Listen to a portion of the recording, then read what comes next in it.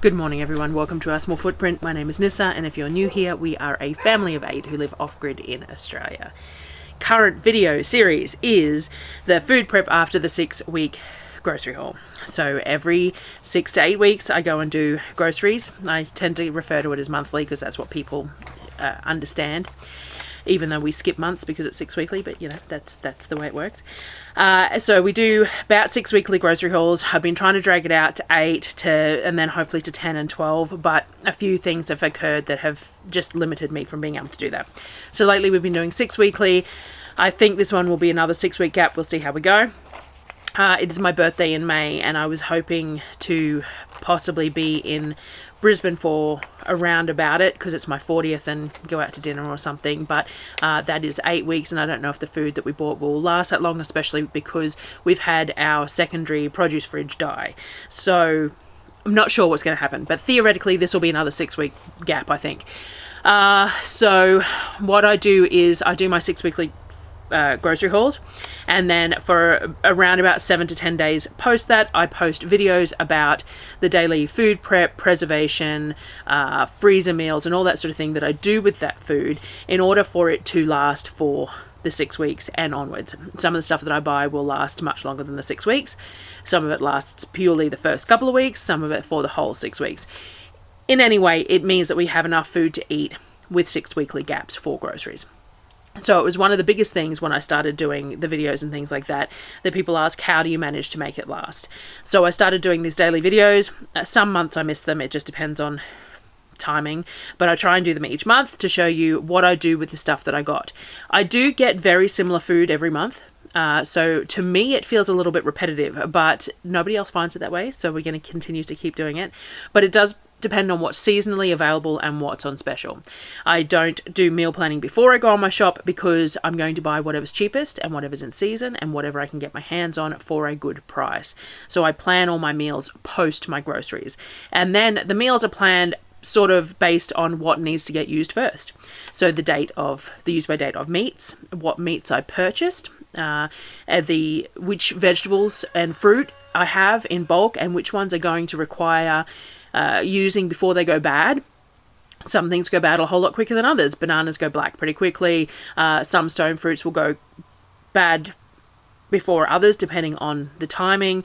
We got avocados this month which had to be processed, and I think that's in today's video actually. And what else did we get? Lemons. So lemons tend to last a fair while. They're not too bad. Potatoes last a fair while. They're not too bad. Carrots, you know. So it just really depends on what I can get for what price as to how I assess what my meals are going to be initially, and then I somewhat plan for the rest of the month once everything's processed. In that, if I have everything frozen or whatever, then I'm going to need to pull something out to cook the next day. So I probably only plan a couple of days ahead. I might plan, pull 2 things out knowing that I'm going to do something for lunch, dinner, and lunch the next day that's going to use what I've just pulled out. So all that to say, today is day 4, I think, which I think ends up being Wednesday, but I could be wrong because we've gotten to a point where I'm a little unsure of where we're up to. And I have my notes for today's video, and I'm going to show you what we got done. Now, I generally get about an hour to 2 hours of footage each day, and I condense it down to 15-20 minutes. Let me know if there's some things that you feel like you're missing out on seeing, and I will try and extend them a little bit. But at the same time, I have to then think of enough to talk about while the video is showing. And we all know I ramble quite well, but rambling isn't always appealing. So let me know how the pacing of them has been going so far and whether it's working for you. And what else was I going to say? Oh, and I've still only got 1 camera battery at the moment, so it's limiting me a little bit in, like, I'm coming out to do my voiceover first thing in the morning so that I can go and plug the battery back in, do some admin and cleaning and stuff before I use it in the camera again to film stuff. So that's making it difficult. I did order some new batteries. I think they'll arrive on Monday. So we'll see how we go. So let's see what we got done today, and I will see you at the end of the video. Thanks, guys.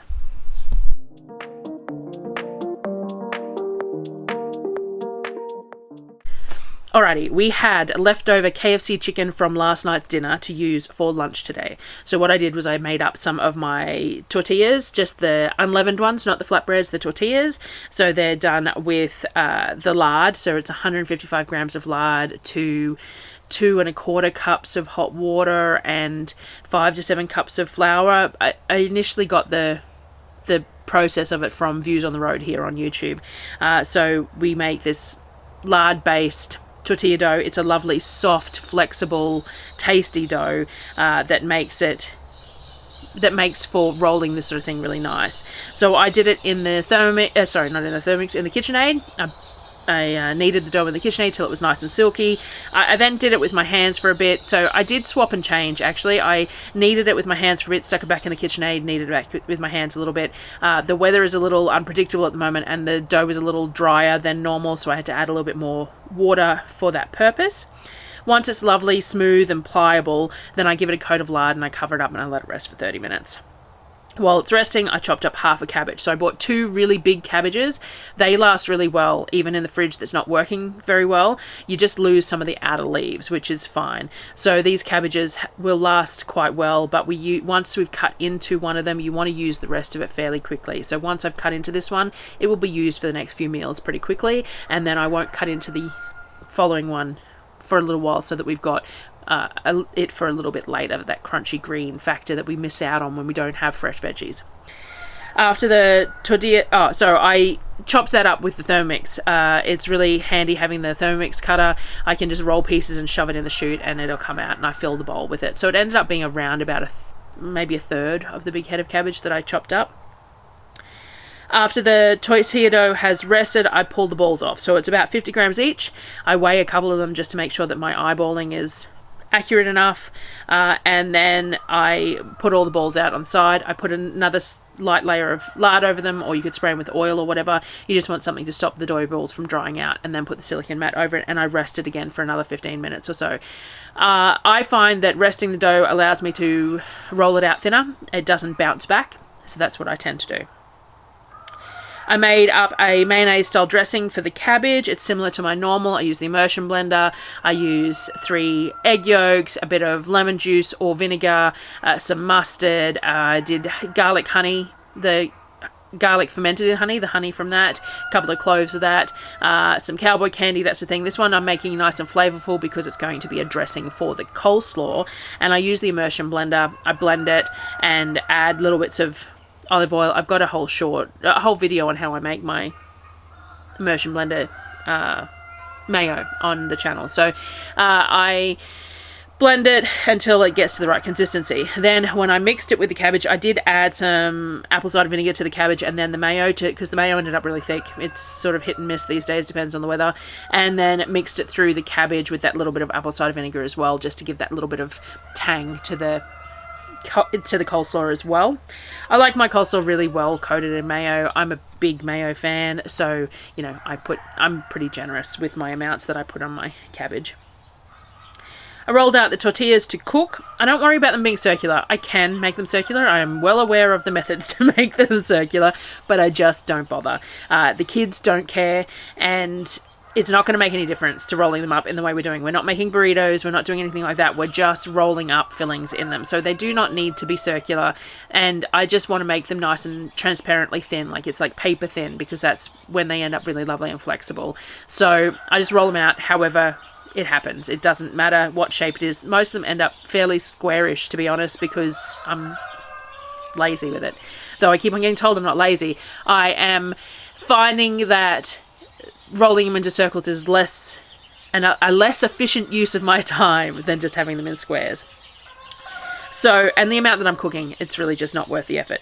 I cook them in cast iron pans, so you want a dry pan. You don't oil your pan because there's plenty of fat in the tortilla. You want to cook them. It only takes like 20 to 40 seconds each side, depending on the temperature of your hot plate. You do not want you want spots on them, but you don't want those spots to turn dark because they're going to end up crispy, and that's not the point of tortillas. Flatbread's different. I like those crispy spots in a flatbread, not so much in a tortilla.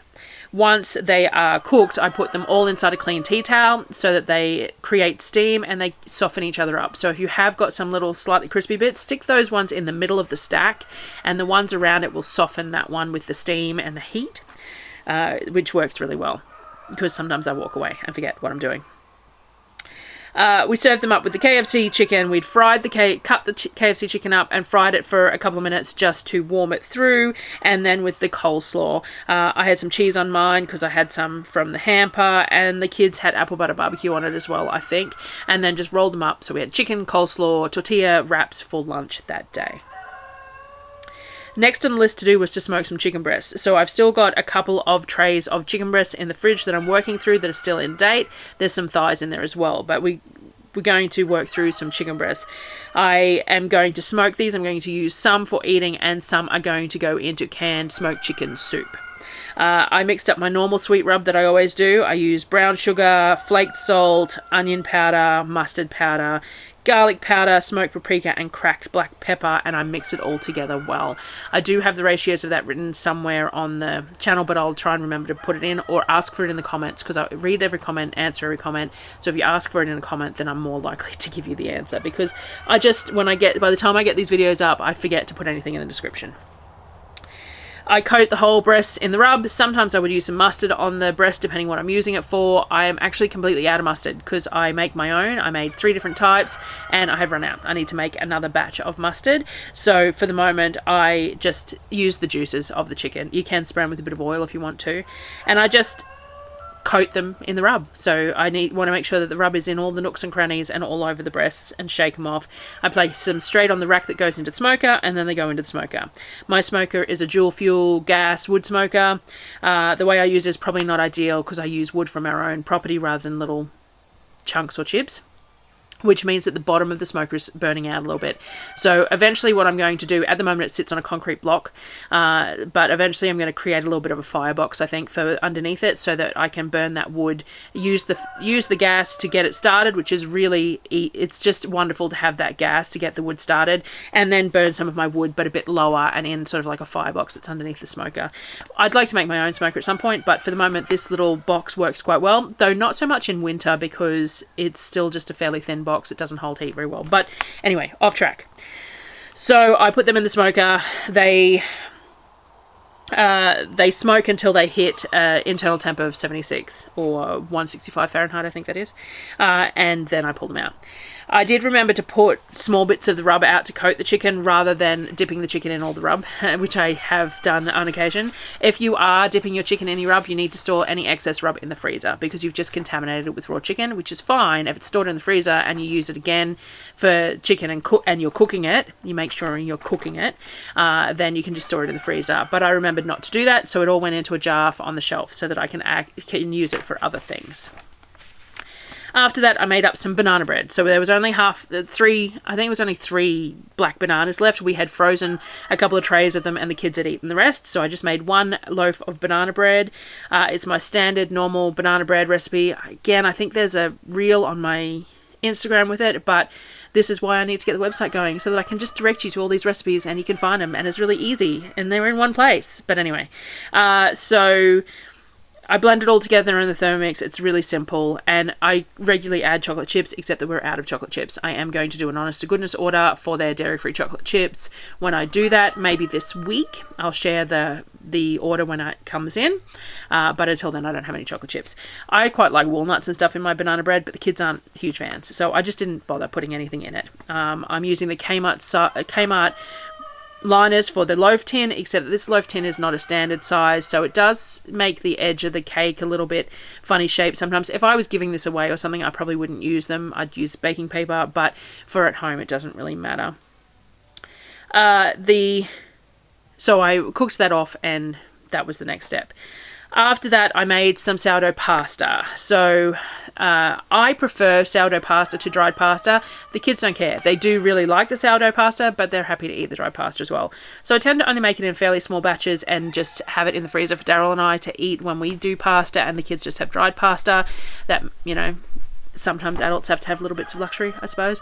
But it's a lot of pasta to make for 8 people for a meal when they can eat a kilo of dried pasta between a meal and leftovers. So anyway, My sourdough pasta is 400 grams of plain flour, 100 grams of starter, 3 eggs, and 60 grams of oil. Bring it together in the Thermomix or a food processor till it's in little ball stage, and then you knead that ball together into a disc.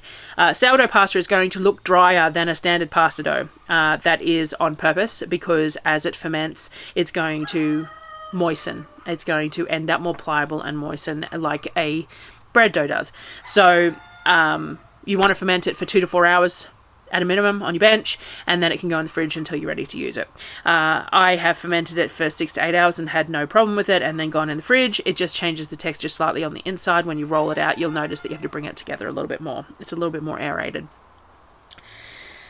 I use the KitchenAid pasta roller to roll the pasta, so you can do the same day so long as you let it sit for a couple of hours on the bench. Otherwise, if you don't let it sit for a couple of hours, sometimes if you roll it out and then you cook it, it'll end up with these bubbles like fermentation rising bubbles in the pasta. And again, it's not going to be a big deal, but the texture changes slightly and it looks a little bit funky. So I roll it out with my KitchenAid pasta roller. The pasta roller on my KitchenAid is just a generic bought one from Amazon, and I just have the flat roller. It works really well. KitchenAid roller is really hard on the shoulders at that height. I have looked at a few different electric ones, but for the moment this works fine, and I've got it, and it's low wattage, and this is what we're using. So I just roll it out through there from the thickest to the thinnest. On this particular one, 8 is thickest, 1 is thinnest. So I'd probably do 4 increments through there, 4 times through. And then I hand cut it with my pastry cutter, my little wavy pastry cutter that I've got, and I hang it on the rack near the fan so that it dries out a little bit so that it doesn't stick together, and so that you can pull it off the rack. I store this in the freezer, what we don't eat, because I am not comfortable keeping egg-based pastas on my shelf even if it feels dry, because of our climate. It's humid, it's dirty, it doesn't work for me. So I generally only make triple or quadruple batches at the most, and it goes into Ziploc bags in the freezer in single serves, and I reuse those Ziploc bags to refill them with the pasta. Chicken came out of the smoker. As I said, it was about 76 Celsius, I think, which I think is about 165 Fahrenheit, and I put it in a tray to rest. We're having Orpheus's favourite green pasta for dinner tonight, which is the chicken pesto pasta, and he asks for it quite often, so that's what we're having for dinner tonight. I had actually bought a big thing of spinach to use. This was going to be one of the dishes that I was going to use that spinach in, because normally I'd have it in the garden, and I love using spinach in this pasta, but because the fridge died, the spinach went bad and it got fed to the ducks. So there's no spinach, no greens in this, but other than the pesto, and that's just going to have to be life.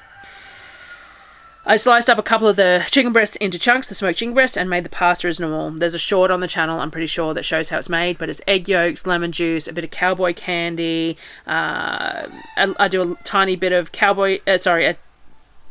I don't know what I just said, some olive oil, and then I mix that up, and then you cook the pasta off, and then by putting the hot pasta into the egg yolk mix, it cooks the egg yolks and makes it into a sauce.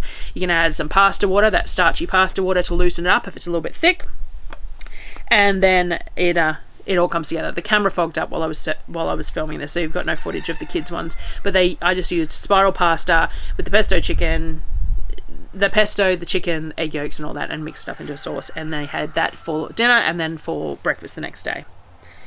For Darryl and I did the exact same process, but on a smaller scale, but I used the sourdough pasta. So again, egg yolks, pesto, lemon juice, a bit more cowboy candy in ours than theirs, a little bit of olive oil, cook the pasta off, place the pasta into the egg yolks, which will cook it and make it into a sauce, add a little bit of the pasta water to make it loosen up, and then serve it up.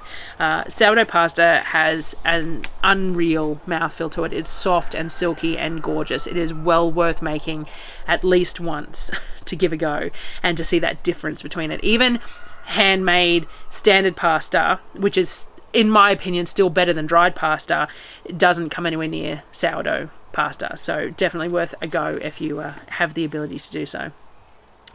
It also uses a bunch of eggs, so sometimes when we have really huge amounts of eggs, I make up big batches of it to stick it in the freezer. But we have to have the freezer space, I have to have the time, because I can only roll out to my pasta rack. I need to figure that out.